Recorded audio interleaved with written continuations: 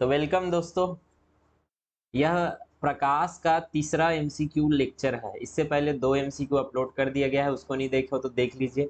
हम लोग एकदम डीप में पढ़ रहे हैं क्योंकि प्रयोगशाला परिचारक में कुछ भी पूछ सकता है। तो हम लोग जो 60% जो प्रश्न आने वाला है उसका हम लोग चप्पा चप्पा से एमसीक्यू कर लेंगे।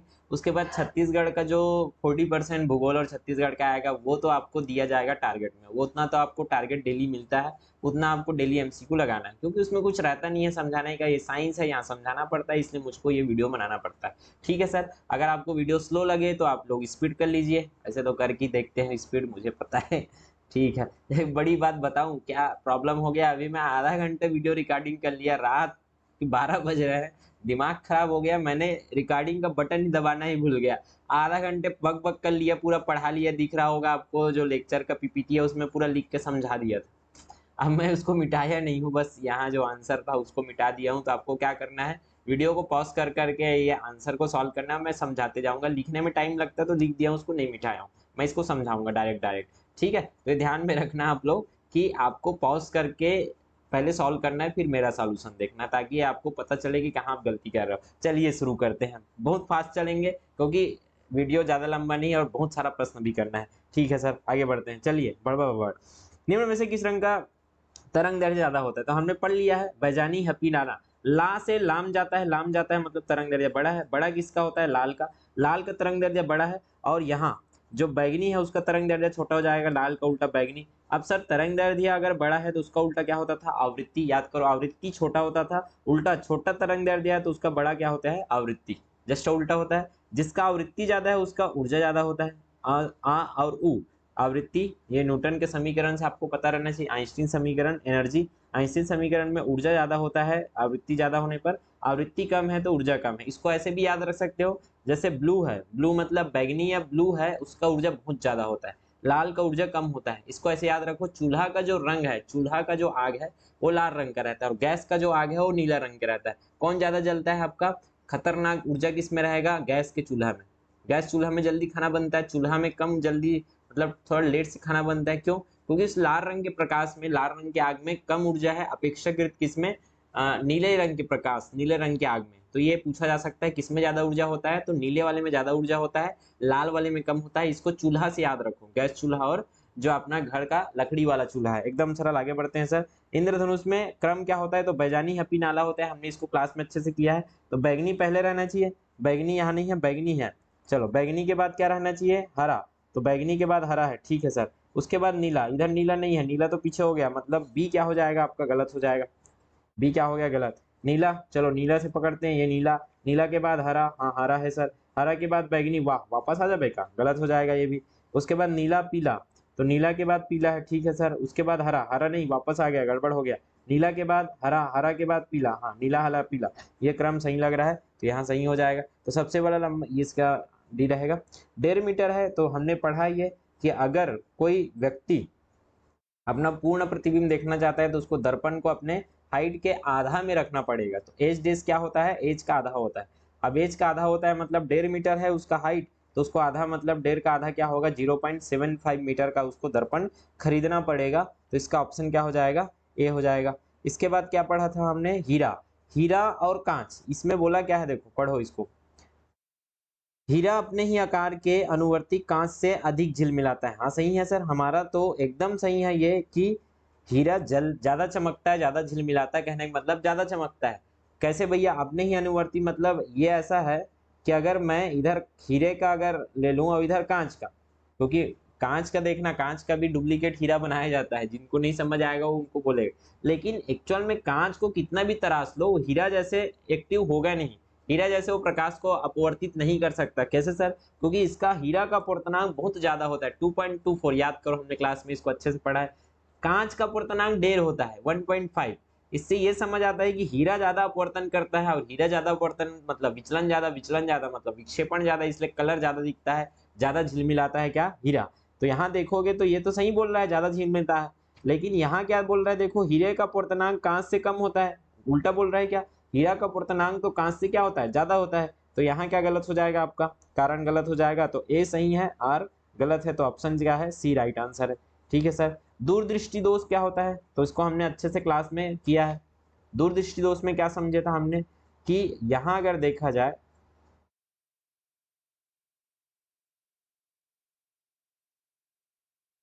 दूरदृष्टि दोष को ऐसे समझे थे कि दूर दोष है तो दूर का स्पष्ट दिखेगा, निकट दोष है निकट का स्पष्ट दिखेगा, जहां दोष है वही अच्छा दिखता है, पढ़े थे ऐसा। तो दूर दोष है तो दूर का स्पष्ट, निकट दोष है तो निकट का स्पष्ट, इसका जस्ट उल्टा, दूर दोष है तो दूर का स्पष्ट, निकट का बेकार दिखेगा, निकट दोष है तो निकट का स्पष्ट और दूर का क्या दिखेगा आपको। एक सेकंड यार, इसका चार्जिंग खत्म हो गया, दिमाग खराब हो गया है आज, कभी ये खत्म होता है कभी वो खत्म होता है, टाइम पास बहुत हो जाता है। आप लोग स्पीड कर लीजिए, मैं चार्जिंग में इसको लगाता हूँ।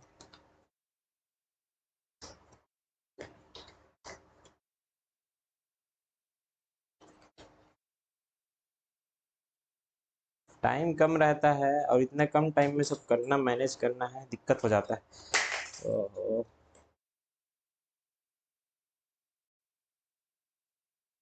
चलिए, वो भी खाना पानी की जरूरत अभी पड़ना था, दे दिया इसको पानी।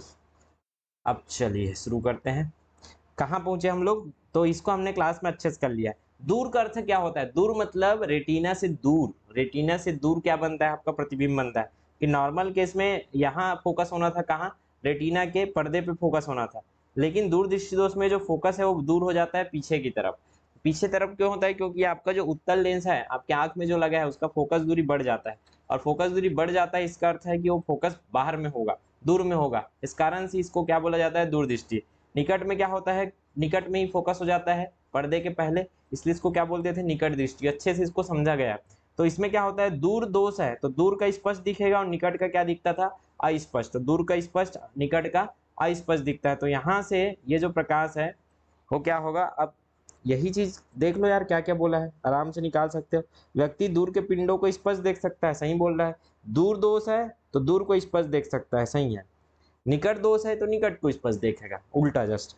लेंस का नभ्यांतर, नभ्यांतर का अर्थ होता है फोकस, नभ्यांतर का अर्थ क्या होता है, फोकस। और फोकस क्या है, अभी देखा हमने, फोकस बढ़ गया है इसका, तो फोकस क्या हो जाता है, अधिक होता है, सही बोल रहा है, लेंस का अधिक हो जाता है।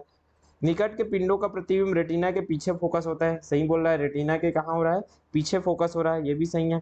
इस दोष को ठीक करने के लिए अवतल, ये गलत बोल रहा है, हमने पढ़ा था दूर, ऊ से उत्तल, दूर उत्तल, यहाँ से आपको कनेक्ट हो जाना चाहिए था, तो पहला एकदम गलत है। अगर निकट दृष्टि दोष को अगर सही करना है तो अवतल, दूर दृष्टि दोष के लिए उत्तल, तो यहाँ क्या रहना था, उत्तल, इसलिए पूछा था आपको सही नहीं, तो डी आपका क्या हो जाएगा, सही नहीं हो जाएगा। तो ये डायरेक्टिव वर्ड में ध्यान रखा करो।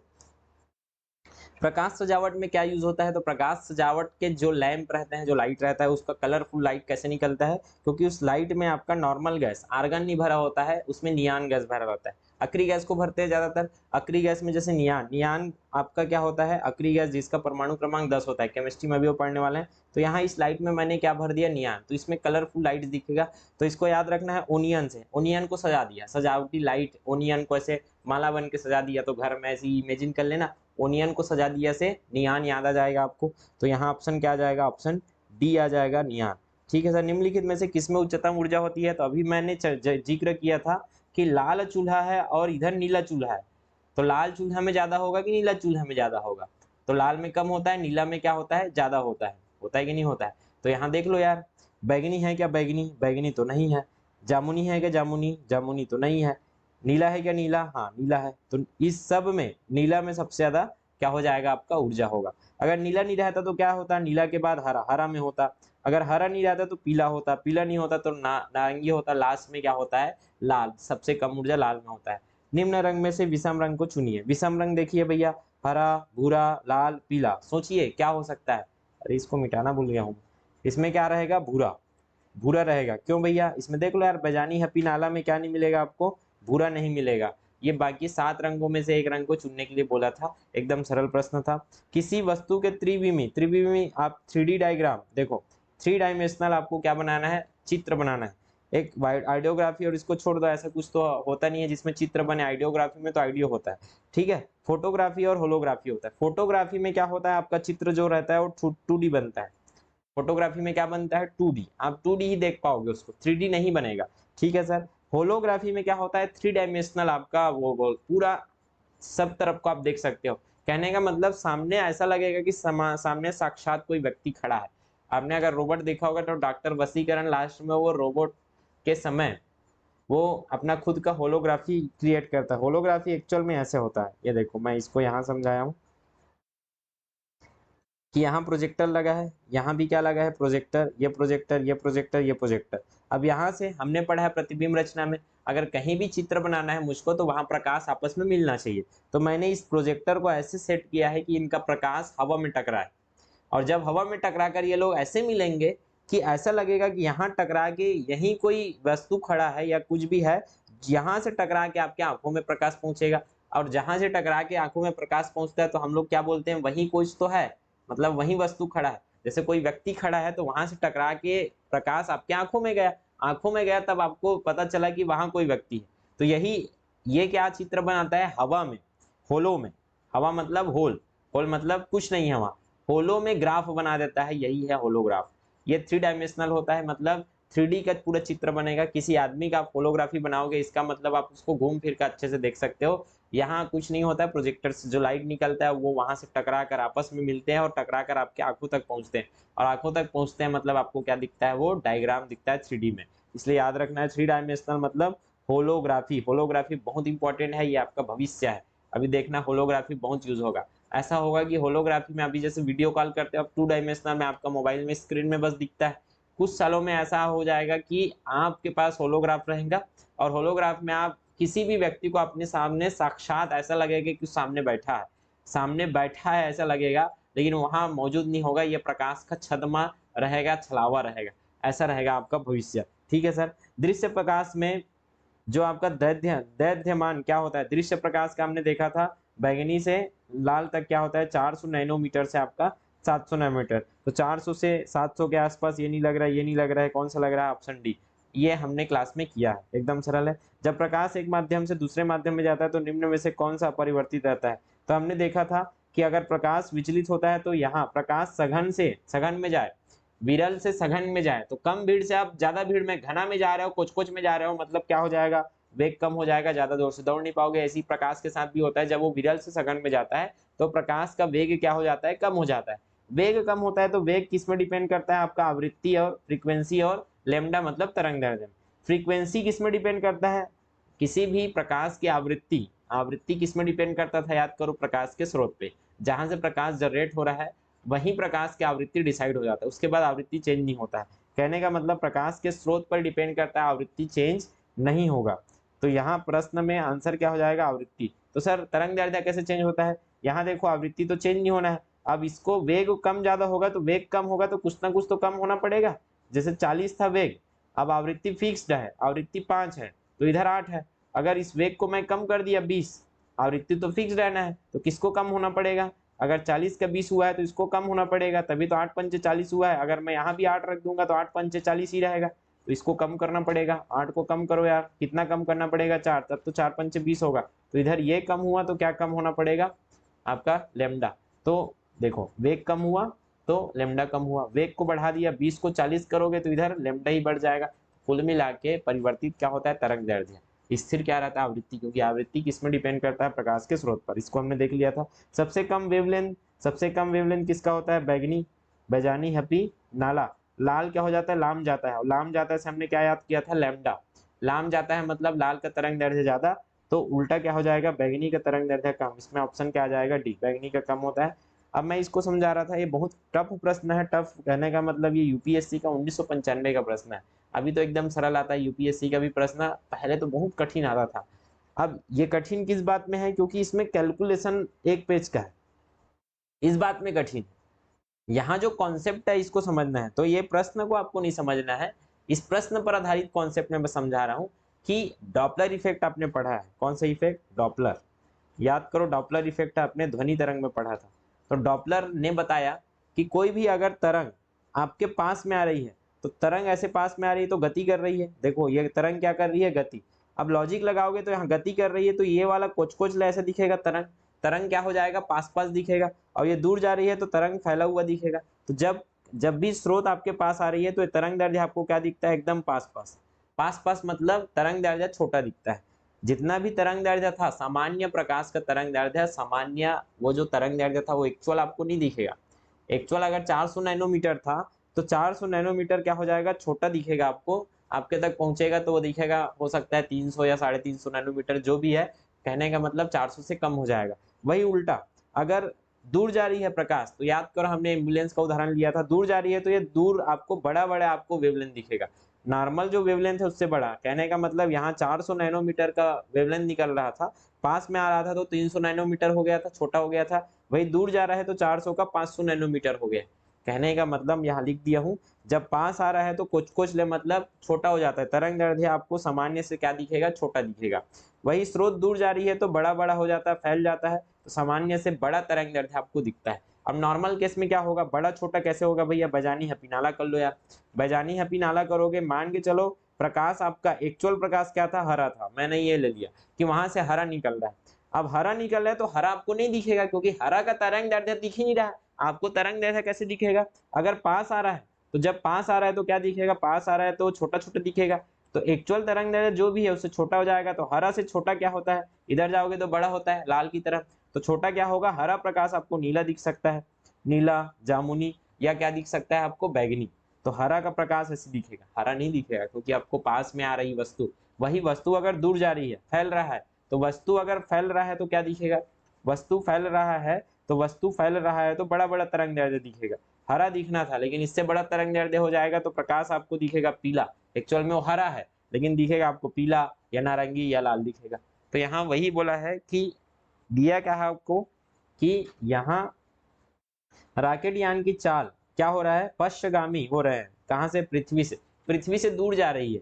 अब पृथ्वी से दूर जा रही है मतलब आपसे दूर जा रही है, और आपसे दूर जा रही है तो प्रकाश तरंग दैर्ध्य बड़ा होकर दिखेगा आपको, इतना तो समझ आता है, ठीक है सर, दूर जा रही है तो प्रकाश तरंग दैर्ध्य बड़ा होकर दिखेगा, और बड़ा होकर दिखेगा, दूर जा रही है तो नीला दिखाई दे रहा है, अगर इनके लिए नीला है, इनके लिए जो यात्री वहां बैठे हैं, जो यान में बैठे हैं उनके लिए नीला है, तो आपसे दूर जा रही है तो आपको नीला नहीं दिखेगा, नीला से बड़ा तरंग दैर्ध्य दिखेगा, और नीला से बड़ा तरंग दैर्ध्य देखो ये नीला है, तो नीला से बड़ा तरंग दैर्ध्य क्या दिखना चाहिए उसको, हरा, पीला, लाल, नारंगी, ये दिखना चाहिए। तो इसमें ऑप्शन क्या है, देखो नीला तो हो ही नहीं सकता, नीला नीला नहीं दिखेगा, आगे क्या दिखेगा, नारंगी हो सकता है, पीला हो सकता है, या पीला नारंगी, दोनों में से हो सकता है। क्लियर है, तो ये कठिन प्रश्न इसलिए हो जाता है क्योंकि ऑप्शन कठिन हो जाता है इसका, अगर इसके जगह में ऑप्शन सरल होता तो सरल हो जाता, तो ये आईएएस का प्रश्न था उस समय का, तो कठिन है, अगर यहाँ बढ़िया ऑप्शन होता सरल तो आपको ये पूछेगा सरल। आया कि नहीं आया समझ में, बहुत हाई लेवल का कॉन्सेप्ट है, अगर आपने इसको डबल स्पीड में देखा है तो फिर से देखिए, क्योंकि डबल स्पीड में ये समझ नहीं आएगा आपको, थोड़ा से इंपॉर्टेंट है, ध्यान में रखिए। तो ऐसी घटना, मतलब हर बार आप जो देख रहे हो वो सही नहीं है, यहाँ सिद्ध होता है साइंस में। कई लोग बोलते हैं जो मैं देख लिया वो सही है, अरे भैया आपने जो नीला देखा था वो नीला नहीं था, वो तो हरा था, जब पास में आया तो समझ आया, आपका पास में आ रहा था, तो पास में आ रहा था तो नीला दिख रहा था, जब खड़ा होगा ना गाड़ी तब समझ आओगे, अरे बाप रे ये तो नीला ही नहीं था। अगर एम्बुलेंस को बहुत स्पीड में आपके तरफ दौड़ाया जाए, एम्बुलेंस का अगर नीला प्रकाश है तो नीला नीला नहीं दिखेगा, क्योंकि वो पास आ रहा है, तो नीला जामुनी या बैगनी दिखेगा, और वही जब दूर जाना चालू कर देगा तो वही प्रकाश नीला न दिख के हरा, पीला, लाल दिख सकता है। ये देखो ये खतरनाक कॉन्सेप्ट है, इसको बोलते हैं डॉपलर इफेक्ट, एकदम सरल सर। रमन प्रभाव, रमन प्रभाव क्या है भाई, 18 मिनट हो गया है, और लगभग हम लोग आधे में थे, हम लोग 30 प्रश्न करने वाले हैं इस वीडियो में, तो हमको अब हमारे पास 12 मिनट हो पाएगा कि नहीं पता नहीं, मुश्किल है, ठीक है कोशिश करते हैं फास्ट। रमन प्रभाव क्या है, प्रकीर्णन पर आधारित है, तो प्रकीर्णन कहाँ होता है, जहां भी प्रकाश जाती है पारदर्शी माध्यम, अगर उसमें कण, कण क्या हो, याद करो रमन का प्रभाव है, तो अगर ये तरंग दैर्ध्य क्या है, कण के आकार से छोटा है, लेमडा क्या है, बहुत छोटा है कण से, तो टकराएगा सीधा, इसको हमने अच्छे से डिटेल में किया है। अगर टकराएगा तो ये क्या होगा, फैलेगा, और फैलेगा तो कौन सा प्रभाव दर्शाएगा, रमन प्रभाव। तो कोई भी पारदर्शी माध्यम में अगर ये सिचुएशन बनता है कि तरंग दैर्ध्य छोटा है, वो लांघ नहीं पाता है, किसको, किसको लांघ नहीं पाया, कण को, क्योंकि कण बहुत बड़ा था, तो टकरा के क्या हो जाएगा, फैल जाएगा, वही क्या था, रमन इफेक्ट। और वो अपनी ऊर्जा दे देता है, फिर रेड शिफ्ट दर्शाता है, तो रेड शिफ्ट वगैरह हमने पढ़ा था, ये था ऑप्शन डी। तो ये मैं जो क्लास में करा चुका हूँ, यहाँ और नहीं पढ़ाऊंगा ना, तो 15-20 मिनट इसी में लग जाएगा, तो फिर एमसीक्यू कहाँ का। तो मैं जो क्लास में पढ़ा चुका हूँ उसको मैं यहाँ नहीं पढ़ा पाऊंगा, इसलिए आपको क्लासेस देखनी पड़ेगी, क्लासेस जब देखोगे तभी जाके क्लियरेंस आएगा। यहाँ एमसीक्यू तो आपको प्रैक्टिस के लिए है, कंसेप्ट तो एक्चुअल में 80 से 90% क्लास में ही हो गया। ठीक है सर, चलिए एक समतल दर्पण की वक्रता त्रिज्या क्या होती है? एकदम सरल, समतल दर्पण ऐसे बनेगा, समतल है पूरा। क्या समतल दर्पण कभी भी वक्र कहने का मतलब हो पाएगा क्या? वक्र अनंत में जाके मुड़ेगा, ऐसा कहना है कि कहाँ मुड़ेगा? अनंत में जाके मुड़ेगा। वक्रता त्रिज्या हमेशा गोली दर्पण का बनता है। वक्रता त्रिज्या क्या होता है? उस दर्पण का को गोल बनाया जाए तो उसका जो त्रिज्या होगा, उस दर्पण का गोल बनाया जाए तो उसका गोले का जो त्रिज्या होगा उसकी वक्रता त्रिज्या है। तो क्या आप समतल दर्पण को कभी गोला बना पाओगे? नहीं बना पाओगे, तो सीधा भागेगा, कभी गोला बनेगा ही नहीं। तो ऐसा माना जाता है कि अनंत में है। अनंत क्या है? अनंत है वक्रता त्रिज्या, ऐसा है एकदम सर। निम्नलिखित में से कौन सा कथन सत्य है? सत्य पूछा है, ठीक है सर। प्रकाश का वेग अधिक होता है, हाँ सही बोल रहा है। प्रकाश का वेग होता है 3 लाख किलोमीटर एक सेकंड। आपने पलक झपकाए नहीं कि प्रकाश यहाँ से 3 लाख किलोमीटर दूर चला गया है। इतना खतरनाक स्पीड। और याद रखना, कोई भी ऐसा माई कलाल या लाली नहीं है कि वो प्रकाश के वेग को फाड़ सके। सबसे ज्यादा अगर इस ब्रह्मांड में अभी तक किसी का चाल है, वो सबसे ज्यादा चाल है प्रकाश का। तो कभी भी अगर आपसे पूछा जाए सबसे ज्यादा चाल किसका है, तो प्रकाश का ही है। बिंदास आप लगा सकते हो। ध्वनि का वेग सबसे अधिक होता है, गलत हो जाएगा। कहाँ 332 मीटर, हलवा ही है। मजाक बना के रखा, 332 मीटर और 3 लाख किलोमीटर, कहाँ मतलब कोई कंपैरिजन ही नहीं है। आकाशीय पिंडों का वेग, आकाशीय पिंडों का वेग भी एकदम स्लो है, क्योंकि सोचो ना यार, पृथ्वी 365 दिन लेती है क्या लगाने में? चक्कर। तो आकाशीय पिंड जो भी है, मतलब आकाश मतलब स्पेस, रॉकेट का वेग तो और उससे कम है। तो ये खतरनाक चीज है। बहुत सरल प्रश्न था इसमें, तो याद रखना प्रकाश की चाल सर्वाधिक है 3 लाख किलोमीटर प्रति सेकंड। जब एक व्यक्ति तीव्र प्रकाश क्षेत्र से अंधेरे कमरे में प्रवेश करता है, तो इसको हमने कई बार अच्छे से समझा है कि अंधेरे कमरे में प्रवेश करता है तो यहाँ जो है, इसको मैं पिछले वाले एमसीक्यू में भी बताया था कि एक्चुअल में यहाँ क्या लगा रहता है आपका? शटर। शटर मतलब आइरिस। आइरिस छोटा या बड़ा होकर, आइरिस छोटा या बड़ा होकर इस गेट को बंद या चालू करता है। करता है कि नहीं करता है? इसी आइरिस के आधार पर आपका क्या होगा? पुतली का आकार नियंत्रित होता है। तो एक्चुअल में पुतली का आकार परिवर्तित होता है, ये बेस्ट आंसर हो सकता था। लेंस के व्यास में, लेंस में कोई फर्क नहीं पड़ता, लेंस उतना ही रहता है। अंधेरे में रहोगे, यहाँ प्रकाश का है खेल कि अंधेरे में रहोगे तो ये बड़ा हो जाएगा दरवाजा, क्योंकि प्रकाश उसको कम मिल रहा है। और यही प्रकाश में जाओगे तो छोटा कर देगा दरवाजा, क्योंकि कम प्रकाश घुसे वरना चकाचौंध हो जाएगा। इसको हमने पिछले लेक्चर में भी अच्छे से देखा है। तो ये दोनों तो एकदम गलत है। डी क्या दिया है? देखो, आंखों का अंधेरे के प्रति अनुकूल होना। तो कुछ समय में आंख क्या हो जाता है? अनुकूल हो जाता है। ये भी एक बेस्ट आंसर हो सकता है। इसमें कई लोग इसको भी लेंगे, तो लगभग मिलता जुलता आंसर है। अब इसका माई बाप व्यापम है, क्या लेगा वही। ये तो मैं राजस्थान का प्रश्न है, देखो आरएस। तो यहाँ अभी वो उन्होंने लिया था ऑप्शन डी, तो मैं उसको बता दिया। प्रकाश के दृश्य वर्णक्रम में लाल प्रकाश हरे प्रकाश की अपेक्षा अधिक ओजस्वी है। फिर से वही वाली बात यार, इधर से बैजानी है, बैजानी हपी नाला। लाल की ऊर्जा सबसे कम होती है, अभी तो पढ़े थे। सबसे कम ऊर्जा लाल की है और सबसे ज्यादा ऊर्जा बैगनी की है। तो बोल क्या रहा है? लाल प्रकाश हरे से अधिक ऊर्जस्वी है। गलत, हरा बीच में आता है, हरा ज्यादा ऊर्जस्वी होता है। क्या होता है? हरा के पास ज्यादा ऊर्जा है, तो ये क्या हो जाएगा? गलत हो जाएगा। ठीक है सर, समझ में आ गया, आगे बढ़ो। लाल प्रकाश का तरंग दैर्ध्य हरे प्रकाश के तरंग दैर्ध्य से अधिक होता है, सही बोल रहा है क्या? लाल का लैम्डा लाम जाता है किससे? हरा से, तो ये तरंग दैर्ध्य ज्यादा होगा, सही बोल रहा है। लाल प्रकाश का तरंग दैर्ध्य हरे प्रकाश से ज्यादा होता है। ए गलत है, आर सही है। तो इसमें बेस्ट आंसर क्या हो जाएगा? डी हो जाएगा। ध्वनि के पुनरुत्पाद रिप्रोडक्शन के लिए एक सीडी कॉम्पैक्ट ऑडियो प्लेयर में प्रयुक्त होता है। तो सीडी कॉम्पैक्ट हमने इसको कंप्यूटर में पढ़ा था कि पहले सीडी का सेट आता था, ये सीडी का सेट है। तो सीडी का सेट में क्या होता था? सीडी का सेट में याद रखना लेजर बीम, क्या है? Laser beam. तो लेजर बीम के द्वारा, लेजर बीम के द्वारा क्या किया जाता था इसमें? Recording, record. तो कुछ नहीं, लेजर बीम के द्वारा क्या किया जाता था इसमें? गड्ढा बनाया जाता था, गड्ढा। क्योंकि डाटा किस फॉर्म में रिलीज होता है? डाटा होता है, आपने बचपन में पढ़ा होगा, 0 और 1 के फॉर्म में। कंप्यूटर इसी को पढ़ पाता है, 0 1 1 0 0 0 1 1 1 1। तो मेरा नाम अगर धावेंद्र है तो वो कंप्यूटर में धावेंद्र कभी नहीं पढ़ पाएगा, वो 3 जन्म लग जाएगा। उसको क्या है, वो पहले किस में कन्वर्ट करता है? 0 1 0 1 0 1 में। तो आपको वो कन्वर्ट करेगा, डिकोड करेगा 0 1 0 1 में। फिर प्रोसेस उस 0 1 को प्रोसेस करता है, उसको पढ़ता है, उसको जो भी करना है वो टास्क को कंप्लीट करता है। तो 0 1 के फॉर्म में हमको इसमें डाटा क्या करना है? स्टोर करना है, किसमें? सीडी में। तो एक काम कर सकते हैं हम लोग कि सीडी बनाएंगे। सीडी में एकदम बारीक, जो आप नहीं देख पाओगे, खांचा बनाया जाएगा। खांचा मतलब गड्ढा सतह, गड्ढा सतह। तो गड्ढा सतह में क्या हो जाएगा, एक 0 और एक 1। तो जहां जहां गड्ढा है 0 0, जहां जहां 1 है तो वो डाटा को वो क्या करता है फिर रीड करता है, और यहाँ 0 1 0 1 0 1 के रूप में वो डाटा को पढ़ता है। तो ये इसके लिए आप कौन सा बीम यूज करते हो, लेजर बीम। इसमें भी अलग अलग यूज होता है, जैसे डीवीडी में लाल रंग का लेजर बीम होता है, सीडी में अलग रंग का लेजर बीम होता है। ये कंप्यूटर का पार्ट है तो इसमें हम लोग पढ़ेंगे। तो क्रिस्टल नहीं है, टाइटेनियम नीडल नहीं है, यहाँ कौन सा यूज होता है, लेजर बीम। लेजर बीम के द्वारा, जैसे लेजर से आप जला सकते हो, लेजर क्या है, प्रकाश, प्रकाश में ऊर्जा होता है, तो इससे जला जलाकर उसमें गड्ढा किया जाता है, और इसी से उसमें क्या होता है, सीडी में कॉम्पैक्ट डिस्क में आपका क्या होता है, डाटा स्टोर होता है। अब इसी के कारण, क्योंकि इसमें गड्ढा बने हैं, क्या बना है, इसमें गड्ढा बना है, और जहां गड्ढा है वहां धार है, क्या गड्ढा बना है, और गड्ढा बना है तो हमने पढ़ा है कि जहां से अगर ऐसा कुछ हो जाए, क्या हो जाए सर, ऐसा कुछ हो जाए कि जहां गड्ढा है और क्या है, धार है, तो यहाँ क्या हो जाता है, विवर्तन प्लस परावर्तन।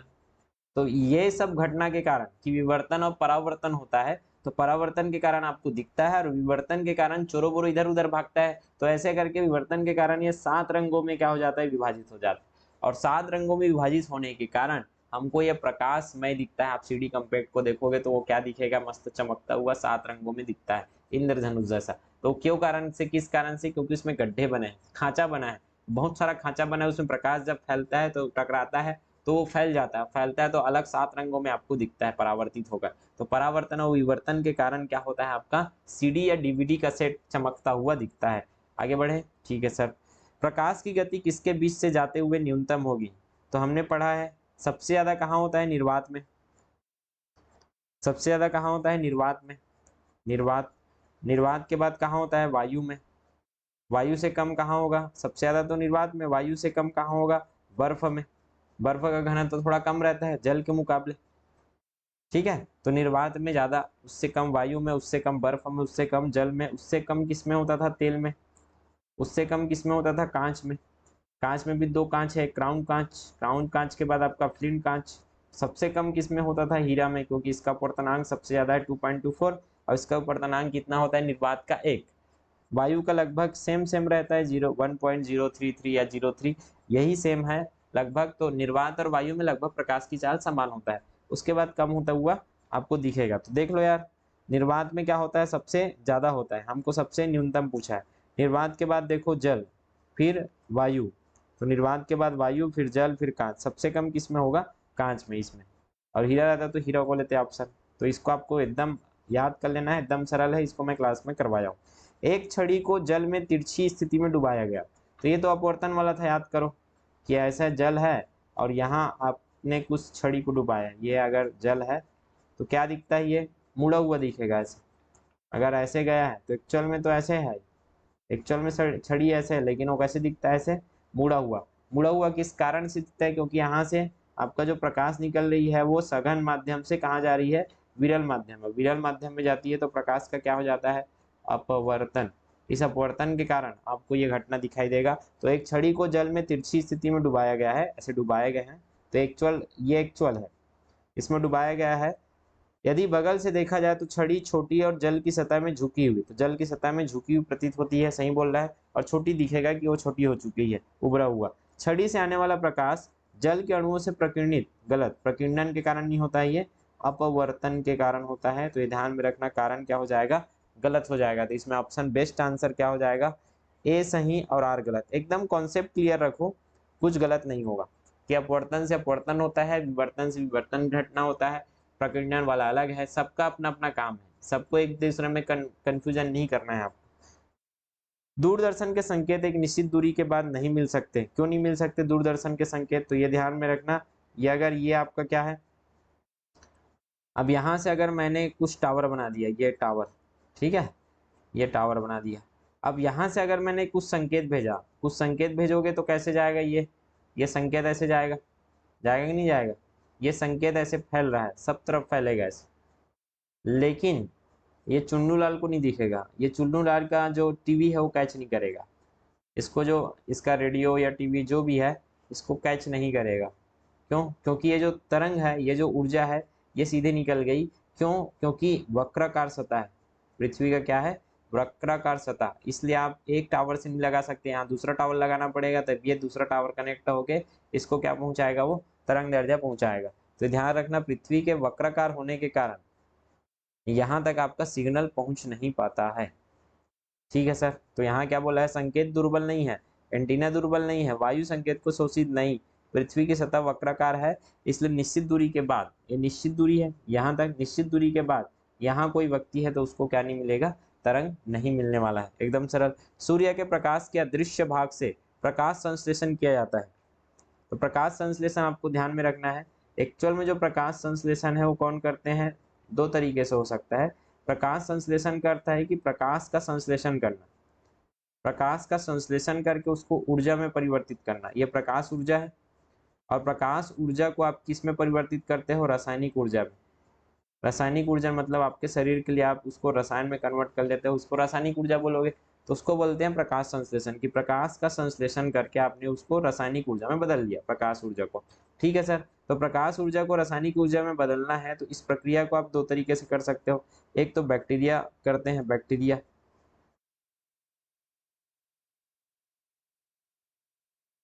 ये बैक्टीरिया, एक तो कौन करते हैं, बैक्टीरिया, और एक तो पेड़ पौधे, आपने देखा होगा पेड़ पौधे। अब जो पेड़ पौधे करते हैं ना, ये ज्यादातर कौन सा प्रकाश यूज करते हैं, दृश्य प्रकाश का। ज्यादातर क्या यूज करेंगे लोग, दृश्य प्रकाश, हरा रंग का प्रकाश, आपने क्लोरोप्लास्ट वगैरह देखा है। तो दृश्य प्रकाश, एक्चुअल में जो प्रकाश है ना उसमें तीन लेवल रहते हैं, हमने इसको स्पेक्ट्रम में पढ़ा था, याद करो।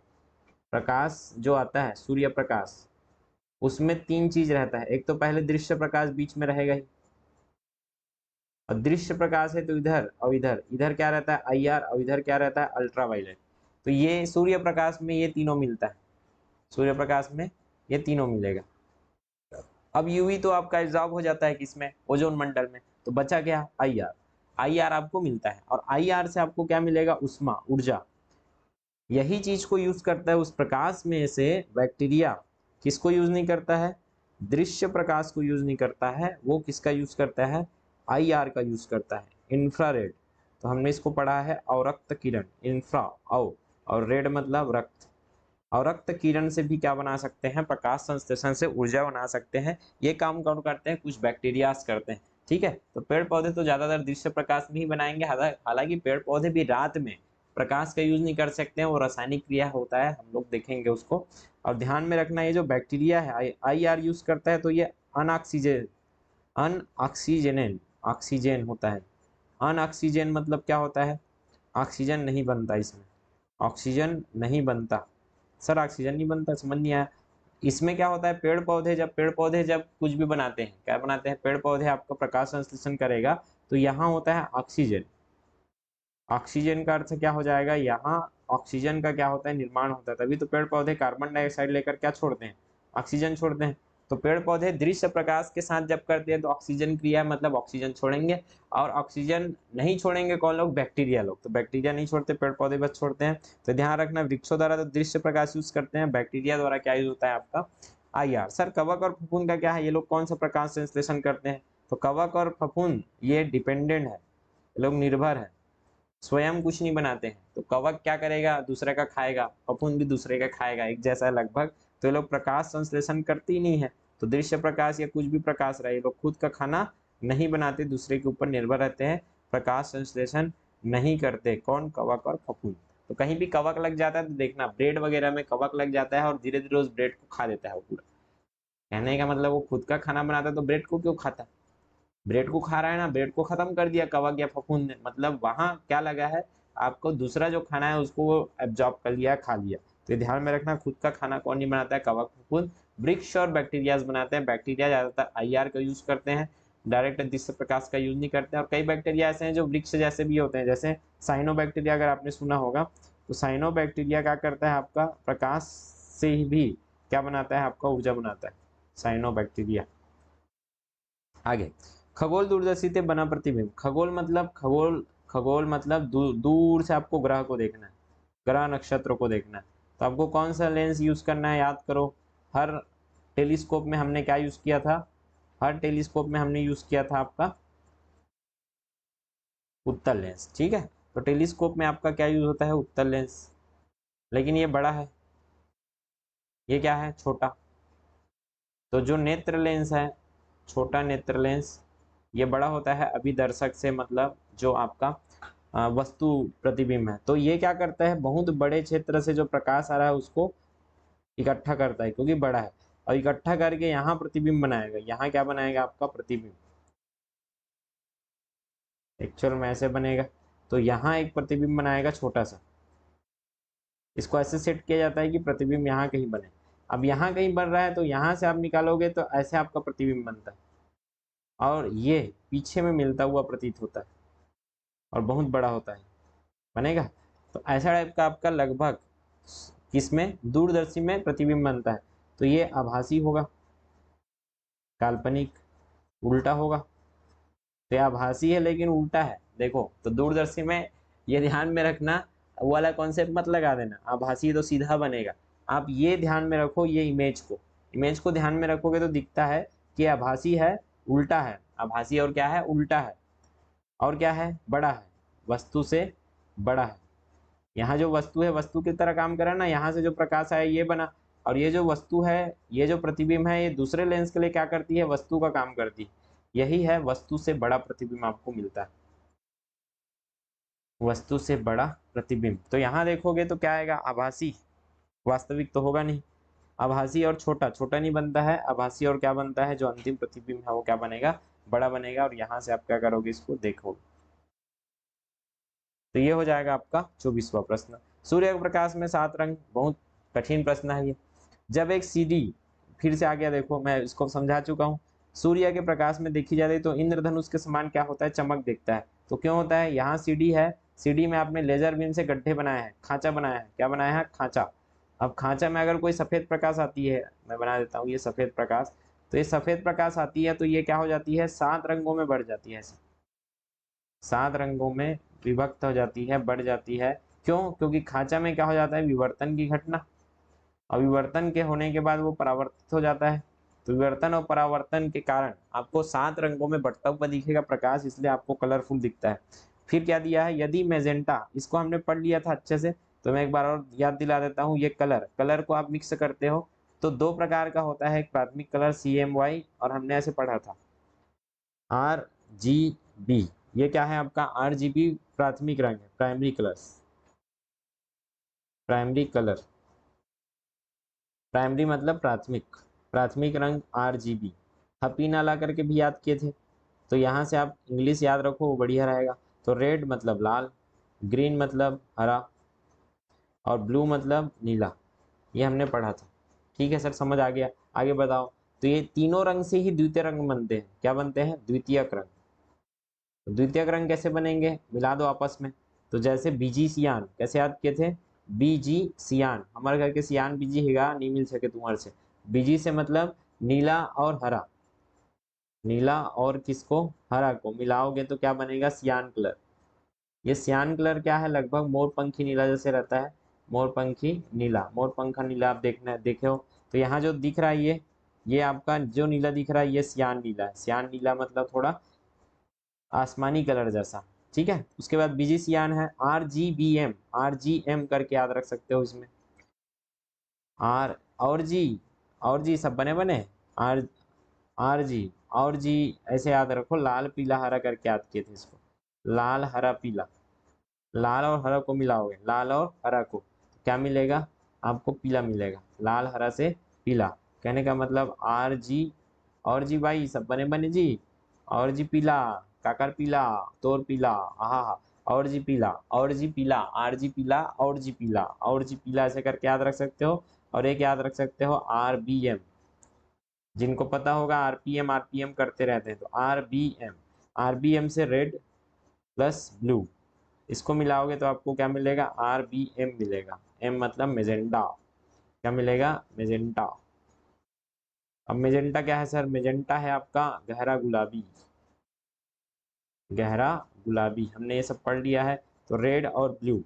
अब इसमें क्या होगा, आपने ये तो कर लिया, इनको मिलाना होगा। तो यहाँ क्या है, द्वितीयक रंग में CMY है, क्या है, CMY। इधर क्या था, RGB था, इससे पढ़े थे, सियान, मेजेंटा और येलो। अब CMY आपस में मिल सकते हैं, एक्चुअल में आपको याद रखना है आर जी और बी, अगर प्राथमिक रंग को मिलाया जाए तो कौन सा प्रकाश मिलता है आपको? सफेद रंग मिलेगा अगर आप इन तीनों को मिला दोगे। जैसे यहाँ देखो, ये आर, ये जी और ये बी, तीनों को मिलाया तो यहाँ बीच में क्या मिल रहा है? देखो बीच में यहाँ क्या मिलेगा? सफेद। आरजीबी को मिलाने पर क्या मिलता है पूछा जाएगा? तो सफेद। वही CMY को मिलाने पर क्या मिलता है पूछा जाएगा? तो ब्लैक। इसका उल्टा जस्ट हो जाएगा। CMY से क्या बन जाता है आपका? CMY से आपका ब्लैक, ब्लैक बनता है। ये आप ध्यान में रखोगे।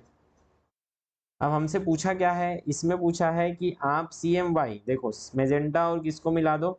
मेजेंटा और पीले रंग को मिला दो, मतलब इनको आसपास में जोड़ना है। M और Y को जोड़ना है, CM और W को जोड़ना है।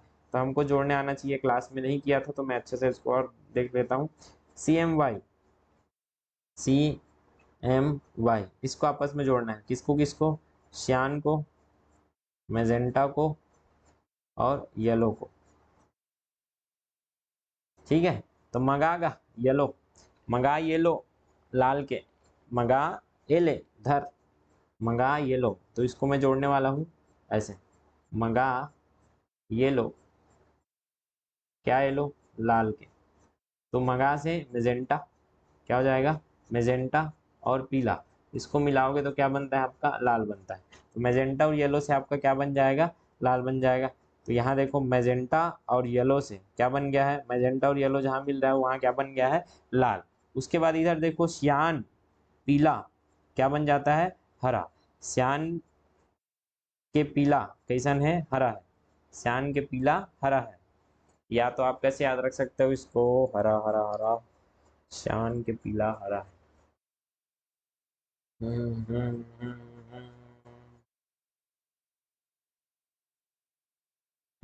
ऐसे, इसको ऐसे याद रख लो, सियान से,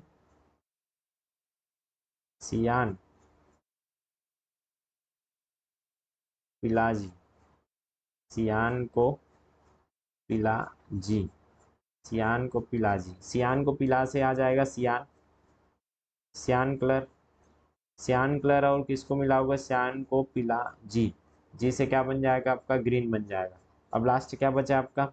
ये हो गया सियान और पीला, सियान और पीला हो गया। मंगा येलो, मंगा येलो भी हो गया। मंगा येलो लाल के, मतलब मैजेंटा और येलो क्या हो जाएगा? लाल।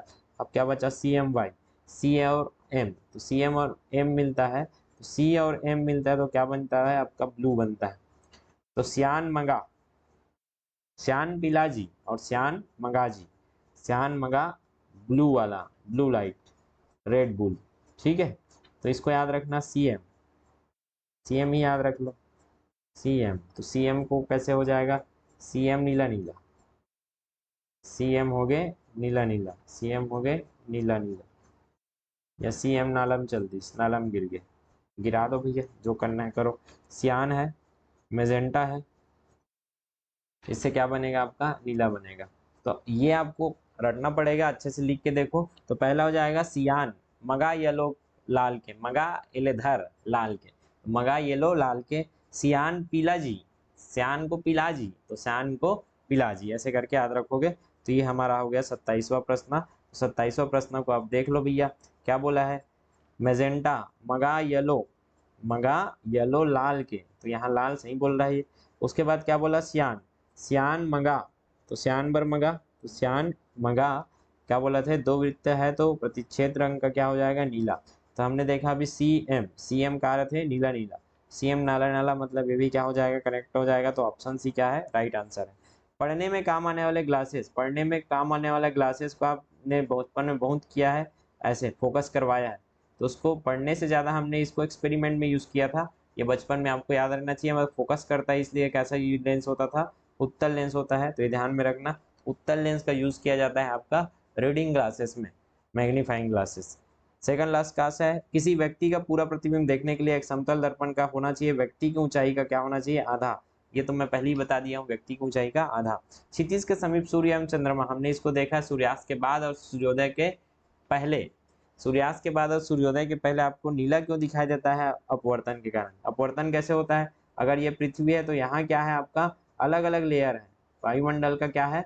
अलग अलग लेयर। और इसी वायुमंडल के अलग अलग लेयर में आपका विरल और सघन, विरल से क्या है? सघन, अलग अलग घनत्व में है। और विरल से सघन है मतलब प्रकाश का क्या होगा? जहां विरल से सघन में गया प्रकाश का अपवर्तन देखने को मिलता है, और इसी अपवर्तन के कारण आपको प्रकाश में आपका तारा चमचमाते हुए दिखेगा। बहुत सारी घटनाएं जो प्रकाश संबंधित है और प्रकाश को हमको देखते हैं तो वो अपवर्तन के कारण ही होता है। ऐसा करके ये आपका 30 प्रश्न खत्म होता है। देखो समझाने में कितना टाइम लग जाता है, 30 प्रश्न किया और 45 मिनट हो गया, और वीडियो बनाने में तो कुछ ज़्यादा ही समय लग गया आज। वीडियो आपको भले 45 मिनट का दिखे, लेकिन मैं भी 1.5 घंटा बोल चुका हूँ। चलिए कोई नहीं, इसको अच्छे से कीजिए। इस नोट्स को मैं अपलोड कर दूंगा आपके एप्लीकेशन में और आपको ग्रुप में भी डाल दूंगा। अच्छे से आप इसको एक बार रिवीजन कर लीजिएगा, देख लीजिएगा, ताकि कोई प्रश्न न छूटे इस बार, ताकि आपका जॉब कंफर्म हो। नहीं तो आपके मेहनत के ऊपर है, हम तो हमारा काम कर ही रहे हैं, आप लोग क्या करते हैं आपके ऊपर है। चलिए, जय हिंद।